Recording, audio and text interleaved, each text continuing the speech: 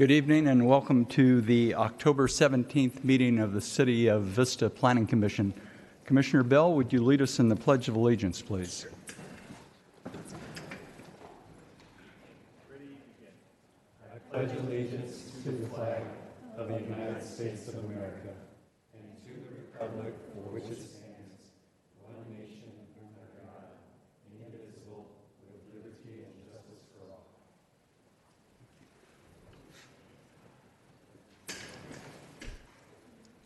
Ms. Turley, would you call the roll, please? Let the record show that all commissioners are present except for Commissioner Kramer, who has an excused absence. Also, our student commissioner, Jonah Cranford, is here tonight. Thank you. Okay, very good. Commissioners, before you are the minutes of the meeting of October 3rd. Are there any changes or corrections to the minutes that you would like to make? If not, could we hear a motion to approve?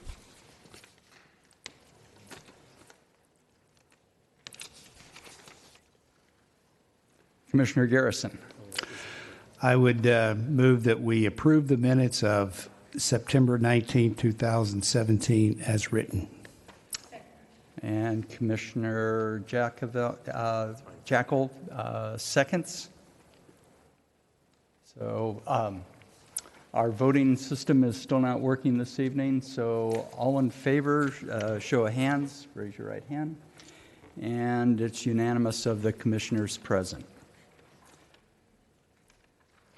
The next item on the agenda is oral communications. This is an item that this is the time in the agenda for people to address the commission on items that are not on the agenda. I do not have any speaker slips. If there is no one else that wants to address the commission on items not on the agenda, we'll move on to our first public hearing, which is a tentative map, Camino Largo 8 annexation. Ms. Chow? Good evening, Chairman Rossler, Planning Commissioners. I'm Patsy Chow. I'm the Deputy Director of Community Development and City Planner. I'm pleased to be here this evening to present to you this request for an annexation, pre-zoning, and a tentative subdivision map for Camino Largo 8. It's project number 6056. So the proposed project, it is to be located on a 9.3 acre site. That's gross area, and there will be a total of proposed 8 single-family residential lots, ranging size from 1 net acre to 1.26 net acre, at a density of 0.86 dwelling units per acre. There would be associated drainage improvements, wet, dry utilities. The lots would actually be accessed off of a private street named Camino Largo that is currently existing. And there would be no homes proposed at this time, so this is purely a subdivision accompanied obviously with the annexation request and the pre-zoning or the zone change to A1. But in the future, when homes are built on these lots, they would have to comply with the A1 zone requirements. So aerial photo of the existing uses, surrounding uses, showing the project site in red. Surrounded, the colored areas are within the City of Vista's jurisdiction, and the non-colored or just showing aerial photos basically in the county of San Diego. So it's currently shown in red, the project site surrounded by residential uses on most of the sides to the north, south, and east. There is across the street on North Santa Fe, it's the Guajome Regional Park and Sandalwood Residential Development further to the south, which is part of Specific Plan 17. In terms of the land use and zoning, the pre-zoning again is to zone change it to A1, so it's to be an agricultural zone, and A1, which would allow single-family development. And the general plan designation currently on the site is RR, which is rural residential, and it allows 1 dwelling unit per acre. As far as key issues for this project in terms of general plan consistency, as I spoke before, the lots ranging in size from 1 to 1.26 net acres. That would be consistent with the current general plan designation on the site for rural residential at 1 dwelling unit per acre, and the A1 zone, which is the minimum 1 acre size lots. The project, the proposed subdivision, is consistent with the surrounding land uses, the single-family homes that are surrounding the site, and the particular zones and general plan designations surrounding the subject site.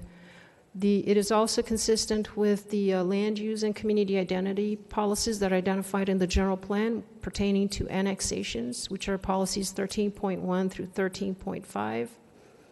And in terms of drainage and sewer issues, the project will be connecting to an existing sewer system that is found along Camino Largo, and then there's actually proposed water improvements, water main improvements, as well as storm drain system to address the project. So the project, in fact, would actually be helping improve the existing on-site drainage conditions. So a few photos from North Santa Fe and Camino Largo on the top row, going from the left to right. It's basically a view of North Santa Fe looking north. Project site is on the right side where the arrow is indicating. The middle picture is a picture off of Camino Largo looking west, where the palm trees is where the nursery previously operated for many years, Choice Nursery. And then another Camino Largo photo just showing the project site on the right. The bottom row is just across the street looking North Santa Fe at what's on the other side of the street, which is part of the Guajome Regional Park. And then a photo of the site. The site is currently fenced off, chain link fenced. And then a picture of Camino Largo showing some existing uses, single family, mostly south of Camino Largo. Just a picture of depicting the proposed site area just off of North Santa Fe, looking straight at the project site. So this is the tentative subdivision map where you can see the 8 lots shown as part of the proposed subdivision and north of Camino Largo. And there are proposed 7 bioretention basins that are part of the map as well to address the stormwater and drainage on site. And Camino Largo is a private street, as previously mentioned, and that will be improved to provide access to the 8 lots.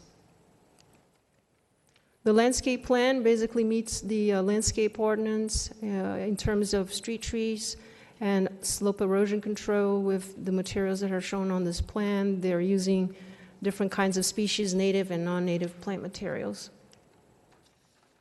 A mitigated neg deck was prepared and it was available for public review back in 2015 through September and October during that year. We've received 5 comment letters during that time. They were all responded back to the commenters and provided responses to them.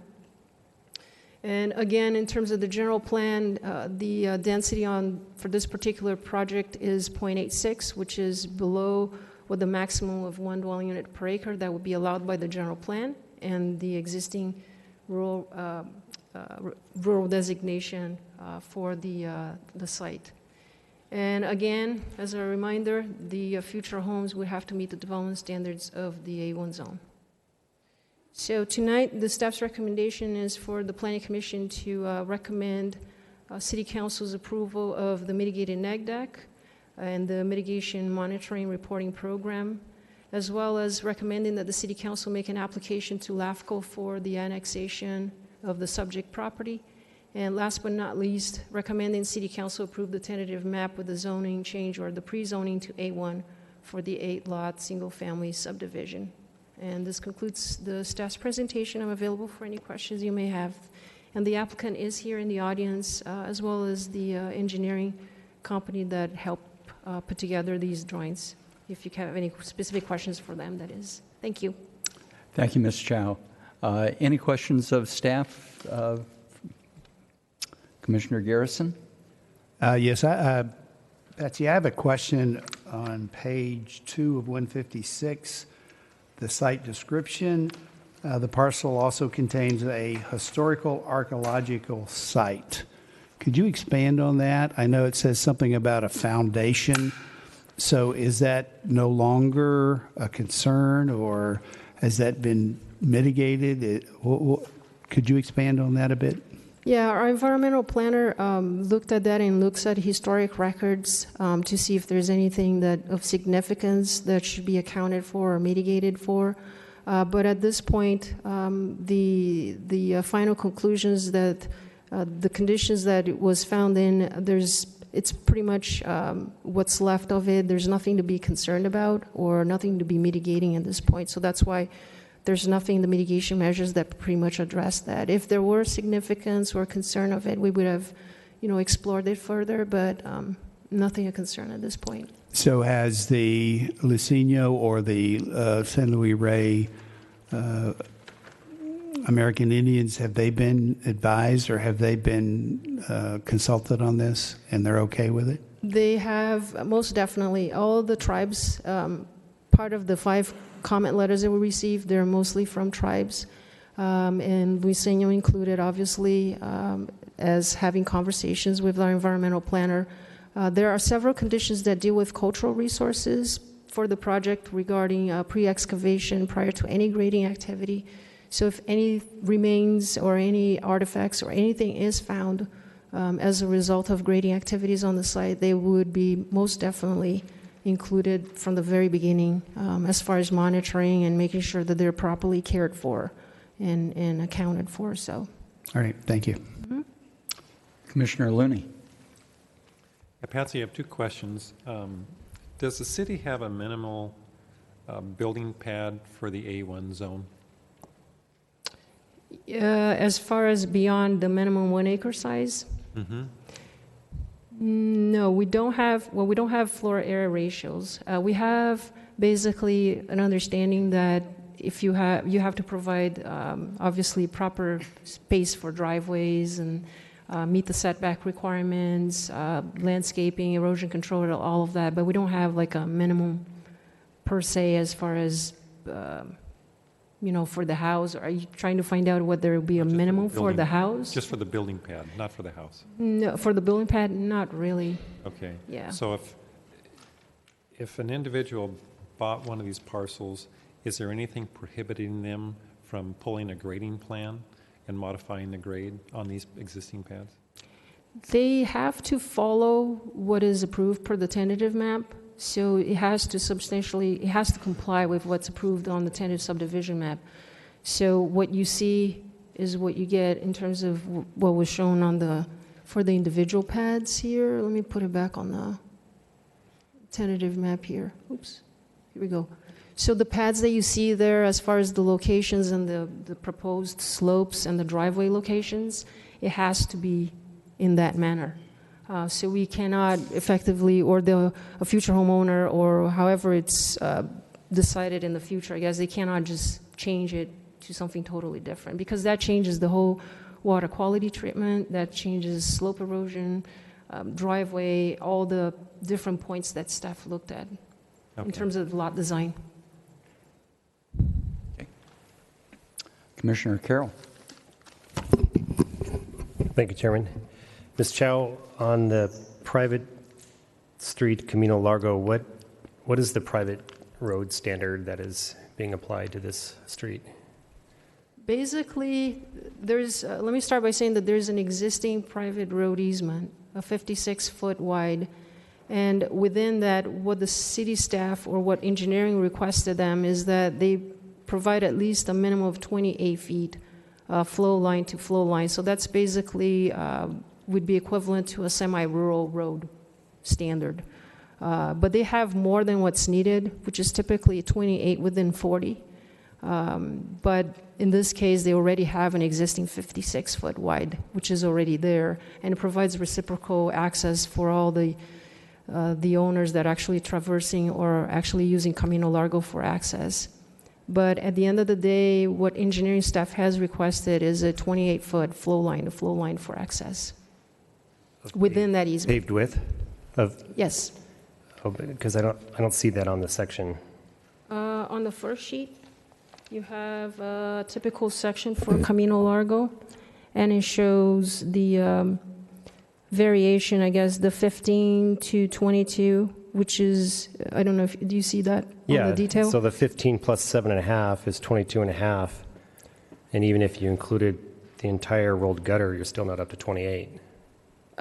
You have 7.5 north of the property line, and you have about 15 to 22. And it's actually a 20-foot in reality, because that's the 20-foot easement, the 20-foot paved existing portion that's already out there, actually. So that would equate to, if you go to the road curb, the flow line, it would be about 28 feet from that point. Okay, I guess it's the varies where you're down as Yeah. narrow as 15 feet on some sections, In reality, is 20 feet what's out there. It's existing already. but it is whatever the varies ends up being, it's still a 28-foot minimum. It has to be a minimum 28-foot flow line to flow line. Okay, Yeah. thank you. Commissioner Jackal? Thank you. I had a question about the historic archaeological site too, so that's taken care of. I'm kind of asking sort of the same question as Commissioner Looney. Do we have any idea what size of houses can be built on the lots? Staff does not. Perhaps the applicant or the engineer can clarify that for you. Okay, and one more question. Is there going to be any traffic impact from this project along North Santa Fe? No, there is not going to be. The amount of traffic that the project is generating is about 96 trips, based on the number of trips for each of the 8 lots is basically 12 trips per lot. And that comprises like less than 1% impact on the amount of traffic that is on North Santa Fe right now. So there is no significant impact. Thank you. We have a speaker slip from Rod Bradley, but he indicated only if the commissioners had questions of him. Do you have any questions of the applicant's engineer? Okay. All right. Commissioner Garrison and Rod, would you come on up? I'm not sure who could answer this, but it's a question on the stormwater runoff. And it goes on and on about street flows, discharges onto an area there. Is there like a big pipe under Santa Fe that goes through to go over to the Cahomi Park? It doesn't flow across Santa Fe. It flows under Santa Fe, correct? Commissioners, staff, my name's Rod Bradley with BHA. We're located at 5115 Avenida Encinas in Carlsbad. We're the planners and engineers on the project. There's a culvert underneath Santa Fe that'll take all the flow, so it doesn't flow over Santa Fe. And the amount of water that would be flowing as a result of building these houses and driveways and so forth would not overtax that That's correct. culvert. Okay, thank you. Commissioner Looney? Couple points. Doesn't that drain off into that creek that goes behind the steam museum? Yes, it does. Yeah, okay, so it basically goes into a natural waterway, that runoff. Yeah. Couple things. Lot 4 and Lot 6, you end up with really small pads. But when I take the hammerhead out, I'm left with about 6,000 feet of buildable area on Lot 4. And when I take the hammerhead out of Lot 6, I ended up with about 5,000 feet of buildable pad. So what we're ending up with is a 1-acre parcel so we got roughly 43,000 square feet, and we can build on 5,000 feet of it. So we're going to end up with probably somewhat of a boxy 2-story structure on these 2 pads, which you've probably been directed to do that, to get so many lots per this, but those seem a little substandard to me for a 1-acre parcel, but that's just my opinion. That's the only point that I have, Ron. Would you like me to address that? I think it would be good. I think you're going to have I think you're going to have more value to the properties. So it's obviously a hillside, and it's steep, and it's laid out to be graded all at one time. Okay. Lots 4 and 6, as you point out, are difficult lots. There is no standard for pad sizes on the 1 acre, and if you drive through Vista, you'll find some places we have very, very small pads. Our houses go right up to almost the top of slope, whatever the minimum requirement is. There's nothing preventing the person, if this ended up to be a custom lot and a custom home, that you couldn't build over that and change these pads. So we The can. grading change is paths? typically shown for environmental analysis, so you can Right. you can analyze the site in a graded state, and so we know what all those biological impacts caused by the grading and such, or air quality. But there's really nothing to prevent a modification of this when we come through with grading plans, but you do have to support it with environmental documents and so forth and so on. So the likelihood of it, if it is going to be graded all at one time, that they're going to go through and modify it, probably not. But this wouldn't be a standard house on these two lots, so it's pretty much set up for custom. So if I had a client that bought lot 6, I could build a 10-foot high retaining wall in that 2-to-1 slope to gain another 20 feet of pad area. Maybe not 10 feet, but I mean, there's nothing to prevent you to put, stem walls and walls inside the house, and even on the outside, it just needs to go through planning and engineering review. And that was the purpose of my question of staff, is can that pad be modified? Because we could increase that pad 10 to 20% with some creative grading by the lot owner. And then he would have to go through and do all the And environmentalist studies as well. the other thing, too, is that, as time goes on, everything changes, just like stormwater. We were surprised by stormwater. We have all these maps that are approved. They're not approved for stormwater, so then we're, juggling and moving things around to try and get them to accommodate stormwater. I wouldn't be surprised that we have something on the horizon that's going to change this map, potentially. Thank you. Okay. Commissioner Jackal. Again, hitching on to Commissioner Looney's questions, in regard to the houses there in general, what sort of size are they going to be? We don't have a size in mind. Typically, when I'm doing 1 acre lots, I like to make the pads as large as I can. So what you see is about as large as I could make these pads, and the idea is, the house will have to accommodate that. I mean, the pad in the house will have to match. So if I had a flatter site, you'd probably see 1 acre flat pads here. So you could have a house, 4-car garage, tennis court, swimming pool, RV, on and on and on. In this particular case, that won't be. The driveways are actually pretty steep, so some of these won't accommodate an RV or a trailer or large trucks. Thank you. Okay. Commissioner Garrison. I have a question about two questions, actually. One is the annexation. So this would be annexed to the city of Vista from the county. So would it be the only lot there on either side that is part of city? The other two would be county? I wasn't quite sure of that. So the subject property will be annexed. I'm not sure I understand your question, Commissioner Garrett. So Well, you're you look talking at about either which lots? side, to the north or to the south. If this were to be annexed by the city, that means both sides would be county, and this would be city, correct? No. Which ones to the side? I guess I'm not understanding your question. Looking at that picture over there on Assuming that's north to south. So City of Vista North- is right to the south. this is all county right here, and this is city, and this is city right here.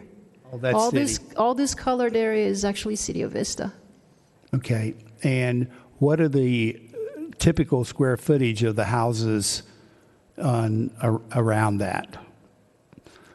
In LD, as noted on the drawing there, on the aerial photo there, the designation is 2 dwelling units per acre per the general plan, where LD is identified.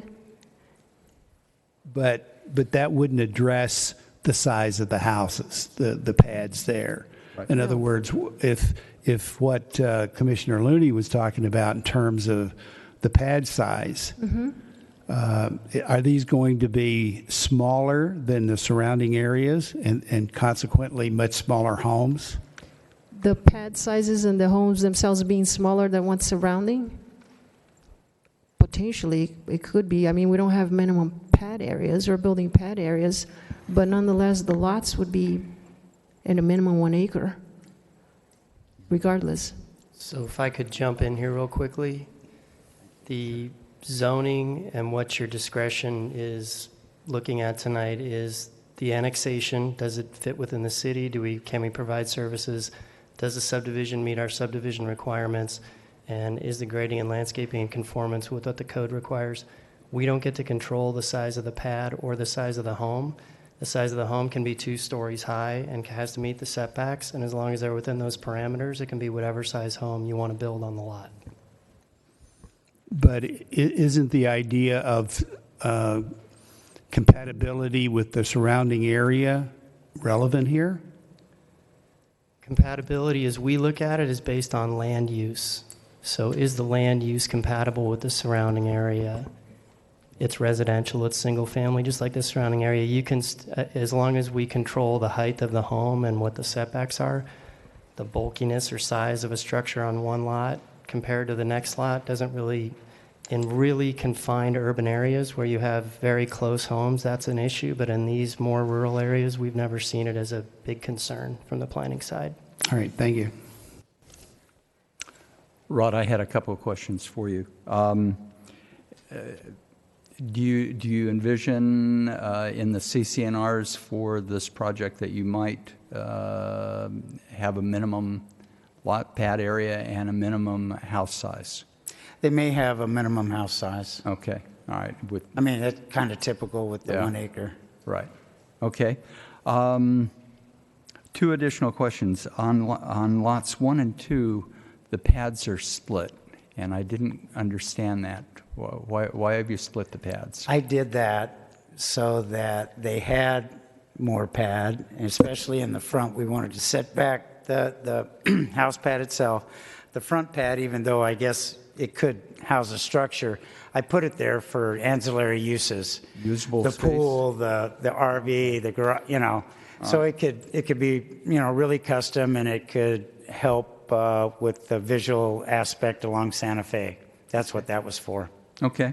Up on the north side of, I believe it's lot 4, the tentative map seems to indicate that there's a structure that's on the property line.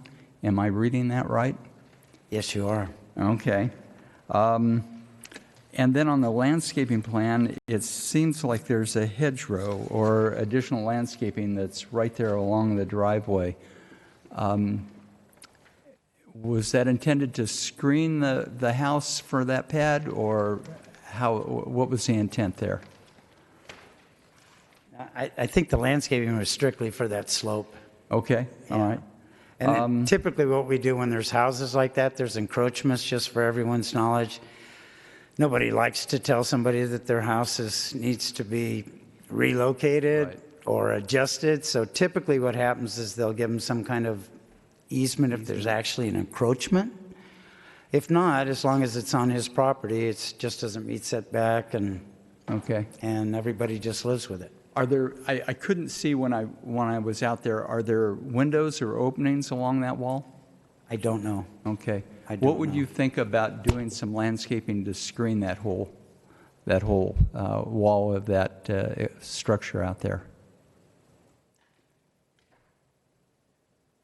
I'm sure we wouldn't have a problem with it. Okay. I mean, all right. Very good. Any other questions for Rod? Thank you very much, Mr. Bradley. We appreciate it. All right, commissioners, we're going to close the public hearing and then open it up for discussion amongst the commissioners.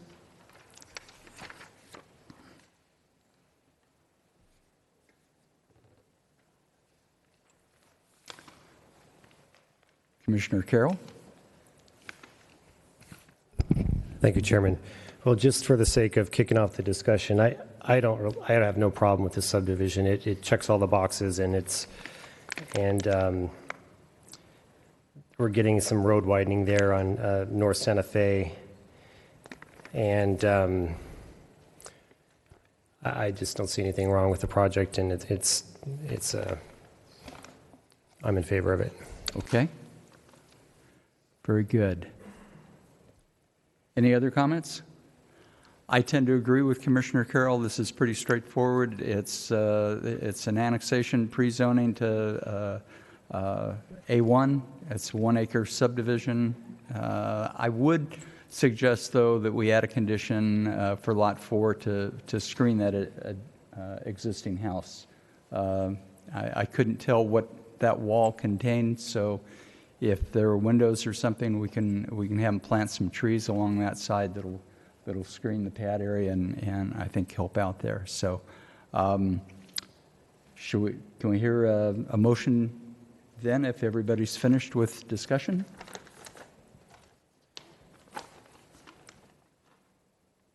Commissioner Carroll? Okay, I will make a motion to adopt Resolution 2017 next, recommending City Council approval of a mitigated negative declaration, mitigated monitoring and reporting program for an 8-lot single-family subdivision at Camino Largo, as written. Item number 2, adopt a Resolution 2017 next, recommending that the City Council make an application to the Local Agency Formation Commission for the annexation of the project.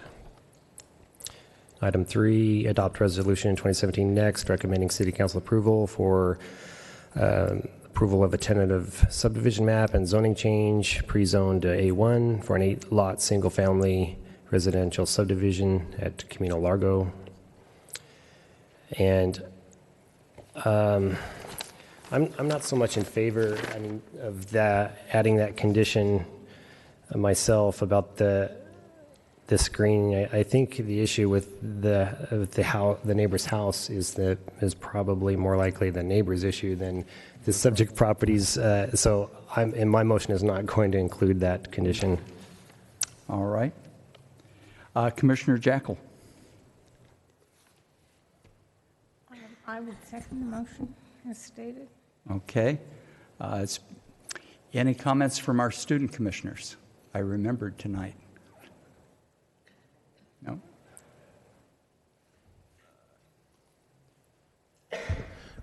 Well, just agree on the project. It's able to pass all that's required of it on the different amendments, and not sure if we should screen that wall in Lot 4. And agreeing with Commissioner Carroll, just think that's more of an issue on that neighbor rather than the project as a whole. Okay, thank you. All right, it's been moved and seconded to approve the project. All in favor, raise your hand.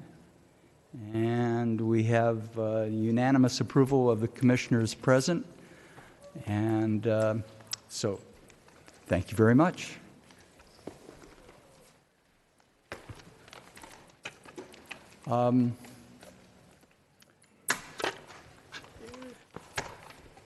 Any additional comments or from the Community Development Director? So quick update on our schedule. We will have a meeting on November 7th. That's our next regularly scheduled meeting. We will not have a meeting after that, the 21st for the holiday. So this will be the last meeting until December. We have one item on the agenda right now.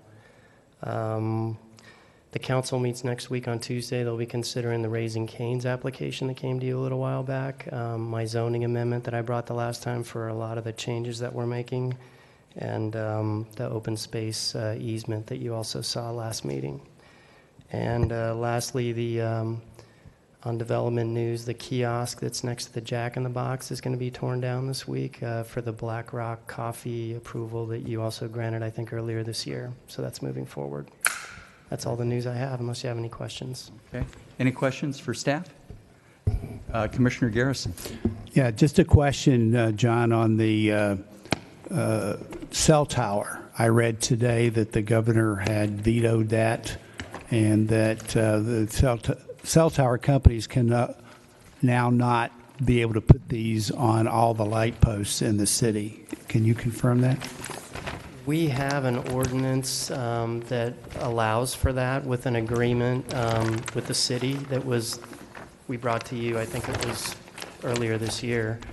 Our ordinance was drafted when that legislation was active, and so we kind of accounted if that was going to go into a place to have the maximum amount of control we could have.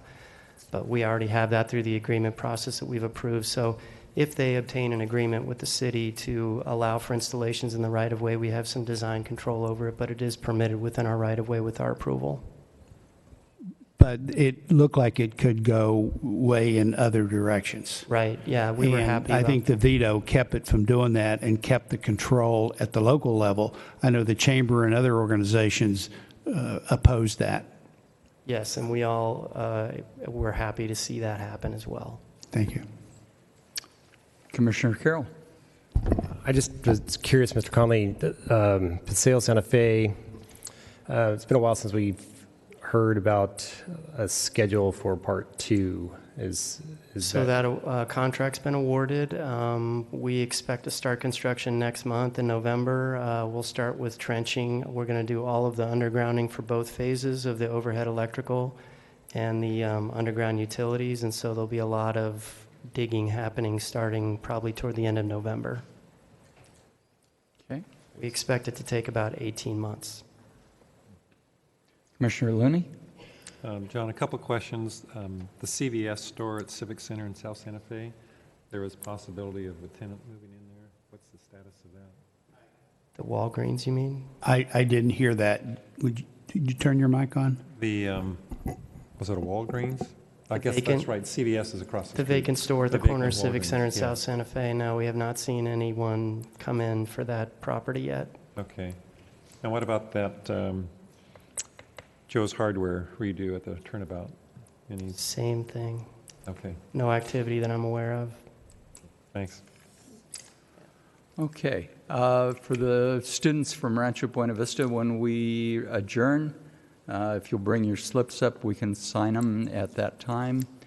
Any other questions or comments from the commissioners? If not, we are adjourned then until November 7th.